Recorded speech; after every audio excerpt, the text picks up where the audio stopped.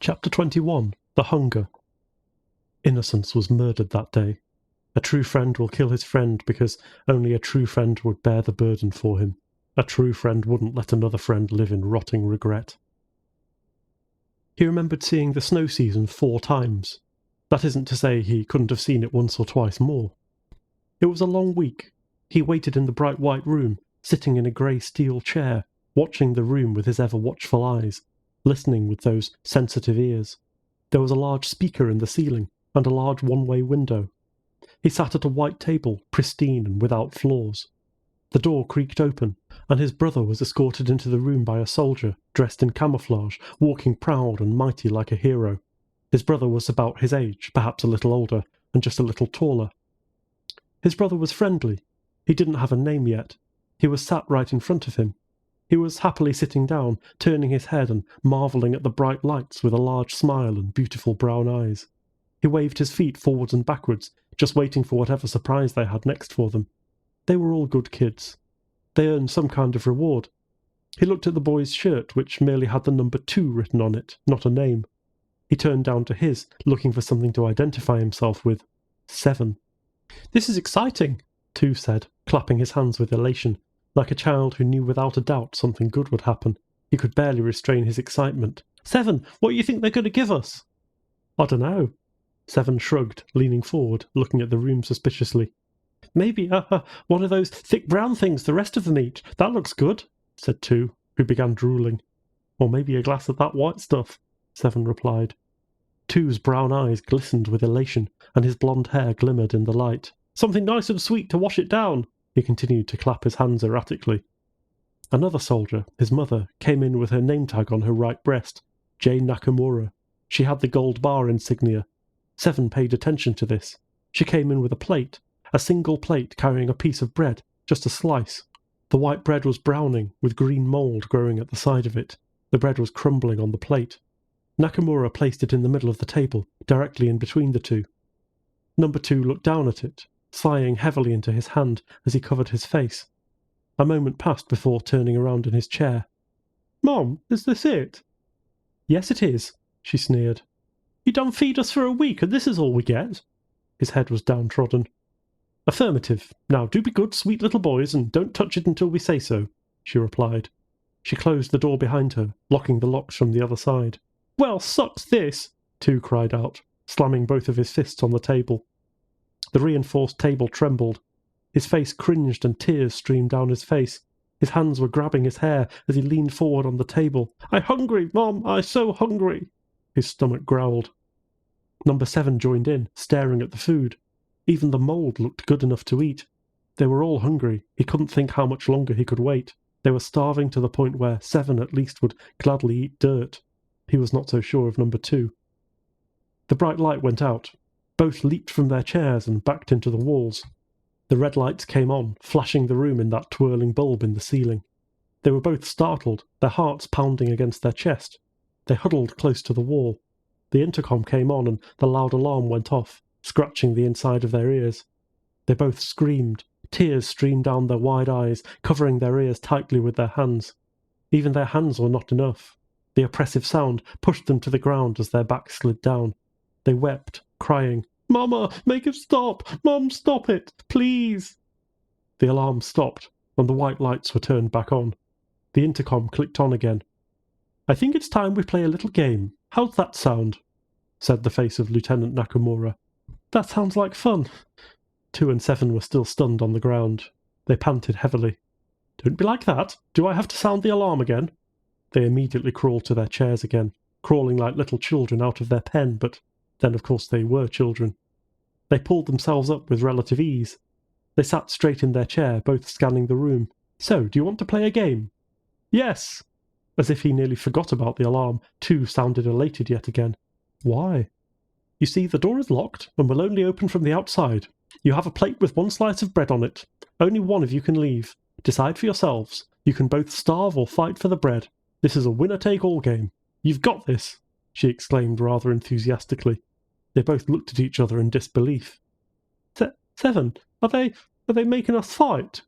"I don't wanna," 7 protested. He crossed his arms and turned his body away from the bread. "I don't wanna." That's the name of the game, Nakamura said over the intercom. You live or you die. Seven stared at the wall, pushing his legs back and forth in the chair, ignoring his hunger. He ignored the growling in his stomach. Seven, I'm not doing it. I'm not. I'm not doing it either. Cross my heart, hope to die, Seven replied. Then decided. Two went into the other corner of the room and sat there. Seven moved from his seat and sat in the opposite corner. They smiled at each other from across the room. Hours passed. Neither of them moved. The hunger from inside their tummies grew, eating away at their life like a tapeworm. Seven pulled his knees to his chest, propping his elbow on it. That hand scratched his cheek as his palm covered his mouth. Two did the same thing, as they breathed deeply by sucking through their teeth, as they both kept their hands on their tummies, applying pressure in the hope that it would alleviate some discomfort. They both were in so much pain they couldn't fall asleep. All they could think about was not fighting and not eating that disgusting mouldy bread. They both toppled to the side, curling themselves up with their knees to their chest, grimacing and crying. The intercom turned on. Congratulations, Nakamura explained from the other end of the mirror. You've passed. You both can leave. Just make sure to finish the bread first. They both felt a new energy sweep over them. They crawled to the chair. They both sat in, and number two excitedly took the piece of bread and ripped it in half. He held both pieces in his hand and told Seven, It's okay. I knew we'd do it. Here. Seven smiled at him, taking the smaller piece. They both smiled and nodded as they ate the mouldy bread. It was bitter, dry, and unbearable, but it was food. They could hear the door mechanisms come free. Seven, we can leave! They both got up from the table together and went together, walking side by side. They reached for the handle of the door, smiling. Click. Two's eyes opened wide as he exhaled heavily. The handle turned, but the door wouldn't open. He grinded his teeth. Hey, Mama, what gives? You says we can go out. He pounded on the door with both fists. Let out! You both are going to leave, Nakamura explained in her sweet motherly voice. You didn't think we'd just leave a body in there, did you? Only one of you leaves alive. You can't leave until only one of you is standing. I wonder, who will make it out? 2 or 7? You get to choose who leaves alive. Good luck. Sucks this, 2 said. He clenched his fists tightly in his hands, the fingernails cut into the palm of his hand, now bleeding and trembling at his side. Number 7 moved away from the larger boy. He cowered in fear as he leaned against the wall. Number 2 sighed and turned to Number 7, raising his fists. I need out, he sobbed. Come here, I can't do this anymore. Number 2 charged at Number 7. Number 7 raised his arms over his head to protect himself from the much larger boy who struck him with fists like rocks. He was kicked in the side, his face was slammed into the wall. 2 then grabbed the hair of 7 and repeatedly knocked his face into the wall. He tripped 7 and started stamping his feet on his face until he stopped moving. He took his free foot and kicked the head into the ground, hoping for certain that 7 was dead. Number 2 cried as he walked back to the door. He went to open it and there was no click. He looked back at the mirror. Mama, open up! He dead, just like you wanted! He dead! Let me out! He sobbed, moving his fists to his side. Let me out! I said only one of you leaves alive. I already told you, he dead! He cried out. He cried into the camera monitoring room, pointing with open hands where he thought 7 was lying. No, I'm not, said 7. His face was bruised and swollen. He put his hands up in defence position. I'll do this all day. I can do this all day. Let me out! 2 cried as he swung at 7. There was a blue flash as the temperature dropped in the room. 7's output of his mana veins was so much that he was surrounded by blue crackling light, burning parts of his own flesh. 7 punched 2 repeatedly with lightning-fast jabs. The impact made a sound so large that the mirror cracked. 7 grabbed hold of 2's throat with his hand. He clenched his teeth, baring them as he squeezed the air out of 2's lungs. The larger boy tried his hardest to rip himself free, but to no avail as the blue light burned his throat, black smoke rising. Crack! 2's arms dropped down. 7 dropped him, and blood filling his mouth, and his eyes seemed empty. 7 gasped as the mana veins receded into his body, and his hands stood still. He slowly, mechanically moved his head to look at 2, dead on the floor. His eyes squinted as he let out a screamless cry. The lock from the door came undone. The door creaked open. 7 looked to it, looking at Lieutenant Nakamura coming in with a smile on her face and a plastic zippy bag. She walked over to him and kneeled, meeting him at eye level. She had a pleasant soft smile on her face as she stroked the side of his face with a soft caress. "Good job, number 7. You are my sweet little boy. Good job. As a job well done, here." His mother pulled out a black pill from the zippy bag and a bottle of water from one of her pockets, handing them both to him. "Eat." Hungrily, 7 took the pill and washed it down with the water she provided. "Good boy," she said, taking his hand in hers. "Come with me." 7 followed her silently, coming out of the oppressive white room. He walked with her down empty corridors, with the occasional soldiers looking down on him with disgust. His right hand started to tremble. 7 looked at his right hand, covered in 2's blood. He felt his heart beating from his chest, not from excitement, but guilt swept over him. He knew this wasn't a mere camping trip. No, 2 would never see light again. He realized for certain 2 was dead, and he killed him. He didn't mean to do it. He was told to. He didn't want to. It was self-defense. But that didn't make it any easier. He still killed someone, his own brother. Breathing heavily, he tried to calm himself, but the vision of the room was just as vivid and just as real, like he never truly left the room. He let that sink in as he came to a large door. The gears and mechanisms in the door started to move, causing the metal to creak as it scraped against itself.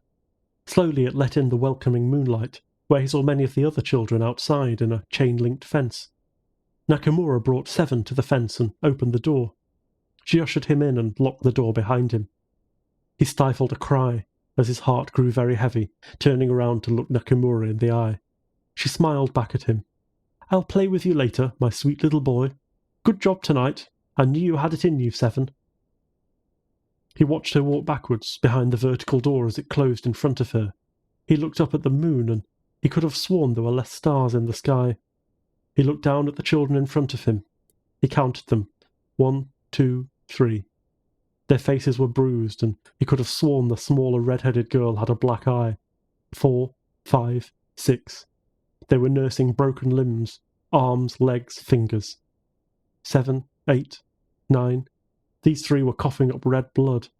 The larger, black-haired boy coughed up some baby teeth. He wheezed heavily. 10, 11, 12. These 3 had blood, not their own, smeared all over their faces. 13, 14, 15. These 3 were huddled in a corner, staring and clawing at the fence. And 7 made 16. This morning there was 32 of them. Tonight they were reduced by half. He bit his bottom lip and clenched his fists at his side. He started wailing, with tears streaming down his face. The guilt of his first kill took hold of him. It felt like someone was inside his chest, punching his heart repeatedly. His knees buckled, and he caught himself with his arms, kneeling on all fours like the dirty dog he was. His hand was covered in the sand, and his tears made mud in front of him. He looked at the rest of them, as if they waited for someone to start. They all wailed in the air. Tears streamed down their faces. Number 27, the 13th he counted, her glasses tilted down on her face, with blood smeared over both lenses. She raised her gaze over the sky, her mouth opened and blood drooled out of it. Next to her was a crying girl, brown hair tied up in a ponytail with bangs on either side of her face. Her face cringed, and her teeth gritted against each other. She let out one squeal before she silenced herself, closing her mouth and letting her eyes stream with rolling tears into the ground like a puddle. She was number 31. Number 13 cried out loud, wiping his eyes with closed fists. His short dark hair was invisible in the darkness of the night.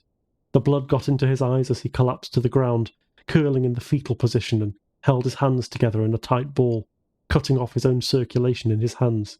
He brought that ball to his face. Not one of them had names. These 3 would be part of 7's personal squad in the future, Ticker, Butcher and Slithers.